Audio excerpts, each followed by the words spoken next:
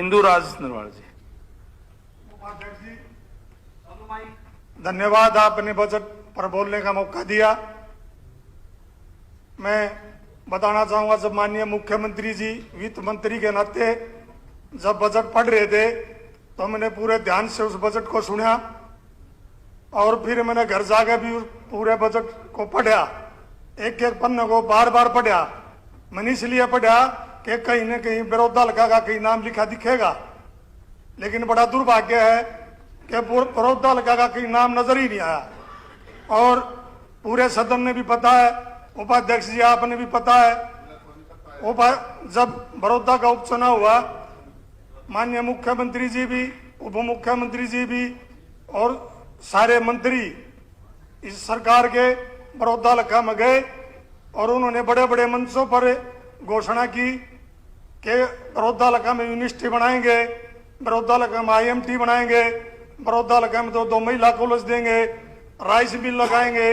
लेकिन इस बजट के अंदर उसमें कोई प्रावधान नहीं किया गया। क्या बड़ौदा हल्का इस हरियाणा के मानचित्र पर नहीं है? बड़ौदा हल्का के लोगों ने क्या गलत काम कर दिया? अपना एक अच्छा विधायक तो चुना होगा, बीजेपी का तो रहा होगा, और वहां तो मुख्यमंत्री जी ने यहां तक कहा कि मैं भी आपका विधायक हूं। लेकिन ऐसा क्यों?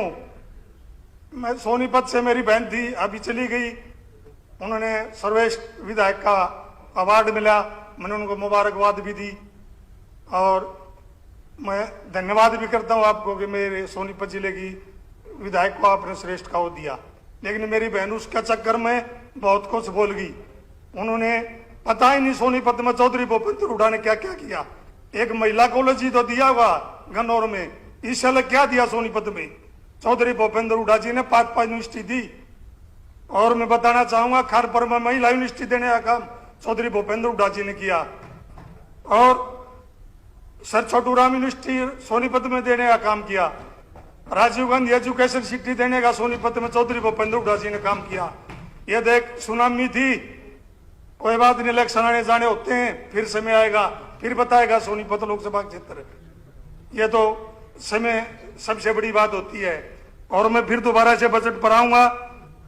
मैंने फिर रोजगार की बात अगर करें, बजट सत्र में कहीं भी नजर नहीं आया। जब हरियाणा प्रदेश में चौधरी भूपेंद्र हुड्डा जी की सरकार थी तो हरियाणा प्रदेश प्रति व्यक्ति आय में नंबर 1 था, प्रति निवेश में नंबर 1 था, रोजगार में नंबर 1 था, बुजुर्गों के मान सम्मान में 1 था, खिलाड़ियों के सम्मान, विकास और खुशहाल में पूरा हरियाणा प्रदेश नंबर 1 पर था। लेकिन आज हरियाणा प्रदेश का युवा इतना बेरोजगार हो चुका है जो कि हरियाणा का युवा अपराध की तरफ, भ्रष्टाचार की तरफ जा चुका है। ये इस हरियाणा प्रदेश की युवा की मजबूरी है, क्योंकि रोजगार इस हरियाणा प्रदेश में छोड़ा ही नहीं सरकार ने। और अगर बेरोजगारी की बात करें, पढ़े लिखे जो युवा हमारे हरियाणा प्रदेश के हैं, चाहे वो MSc पास हो, चाहे BTech पास हो, MTech पास हो, MPhil पास हो, वो D ग्रेड की नौकरी करने पर मजबूर। आज जब चौधरी भूपेंद्र हुड्डा की सरकार थी तो DC रेट के कोई नौकरी करने को लिए तैयार नहीं था। आज DC रेट के लिए भी जितने हमारे विधायक बैठे हैं, सबके घर लंबी लंबी लाइनें सुबह लगती है कि मेरे को DC रेट पर लगवाया जाए। ऐसा हरियाणा प्रदेश के साथ क्यों? युवा के साथ धोखा है, ऐसा नहीं होना चाहिए। और अपराध की अगर बात करें, चौधरी भूपेंद्र हुड्डा जी की जब सरकार थी, उन्होंने प्राथमिकता प्रदेश को अपराध में खत्म करने का काम किया। या तो बदमाश हरियाणा प्रदेश को छोड़ गया या फिर सलाखों के पीछे जाने का काम अगर किसी ने किया था, चौधरी भूपेंद्र हुड्डा सरकार में किया। अगर आज अपराध की बात करें तो आज हरियाणा प्रदेश 1 नंबर है। अगर हम रोज की औसत की बात करें, 4-5 लड़कियों के, हमारे बेटियों के रेप होने का काम हो रहा है आज हरियाणा प्रदेश में। और सरकार ने नारा दिया, बेटी बचाओ बेटी पढ़ाओ का। आज रोड पर आंगनवाड़ी और आशा वर्कर सड़कों पर बैठी है हमारी बहन बेटियां। जब भी किसी भर्ती का पेपर होता है, हमारी बहन, हमारी बेटियां बस में लटक कर जाती हैं 150 किलोमीटर पर, और उनको उनके जाने का कोई भी समाधान सरकार नहीं करती। उन्होंने हरियाणा प्रदेश में एक और नारा दिया कि हरियाणा एक, हरियाणवी एक का नारा दिया, लेकिन असलियत में अगर हरियाणा में अगर किसी ने जात पात का नारा दिया तो वो बीजेपी की सरकार है। 36 बिरादरी का अगर किसी ने भाईचारा बिगाड़ा तो वो बीजेपी की सरकार है, मनोहर जी की सरकार है। और अगर बात करें बुढ़ापा पेंशन की, सरकार में बैठे जो साझा की सरकार, गठबंधन की सरकार, हमारे उप मुख्यमंत्री जी ने ना कहा था कि 5100 रुपये हम वो बुढ़ापा पेंशन करने का काम करेंगे, लेकिन सरकार ने हजारों बुजुर्गों की 5100 देने की बात दूर करो, हजारों बुजुर्गों की पेंशन काटने का काम किया कि आप अगर एक परिवार में अगर 2-3 बेटे हैं तो उनका सबका जोड़ के 2 लाख से ऊपर का बात कह गए, बुढ़ापा पेंशन काटने का काम किया तो बीजेपी और जेजेपी सरकार ने किया। अगर गरीब के लिए योजना चलाने की बात की, लेकिन हमारे समय में गरीब को जो तेल, नमक, दाल, चीनी मिलती थी, अगर किसी को बंद करने का काम किया गरीब को तो वह बीजेपी और जेजेपी सरकार ने किया।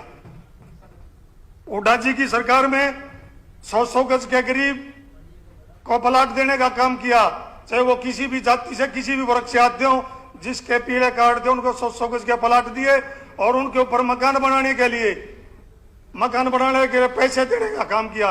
लेकिन इस बजट सत्र के अंदर न कहीं 1 गज प्लाट की बात की गई, न कहीं गरीब को मकान बनाने के पैसे की बात की गई। और पूरे 7 साल हो गए, आप बता दो कि किसी भी गरीब आदमी को मकान बनाने के अगर पैसे दिए गए हो, वो 1 गज प्लाट देने की बात की गई हो। और कर्मचारियों को पक्के करने का वादा किया, निभाना तो दूर की बात है, आपने तो कर्मचारी नौकरी से निकालने का काम किया। आप भी ने टी ग्रुप की भर्ती की, उनको भी निकालने का काम किया और खुद के लगाए हजारों की तादाद में कच्चे कर्मचारियों की छटनी कर दी गई। कुल मिलाकर ये सरकार ने जो भी बोला उसके विपरीत काम किया। जैसे किसी ने पूछा अगर कुछ बनाने जाना है, बोला ना, वो बोला ना जी। उसने फिर पूछा और मिटाने, तो यार सरकार तो दोनों हाथ मिटाने तो लाग रही है, ऐसा काम नहीं होना चाहिए। वो लोग जिन्होंने बनाना कुछ नहीं आता लेकिन मिटाना दोनों हाथों से आता है। यह सरकार ने जो मानो हरियाणा के साथ पूरी दुश्मनी निकालने का काम किया कर रही है, न तो ये शहरी लोगों को देख के राजी, न ग्रामीण लोगों को देख के राजी। आपने देखा जब गांव के किसान यहां से चले दिल्ली की तरफ, तो उन्होंने वहां लाठी चलाकर, पीपड़ी में लाठी चलाकर रोकने का काम किया और किसानों को गठबंधन की सरकार को लाठियां बरसाई की। इस बटन इसी मंत्री जी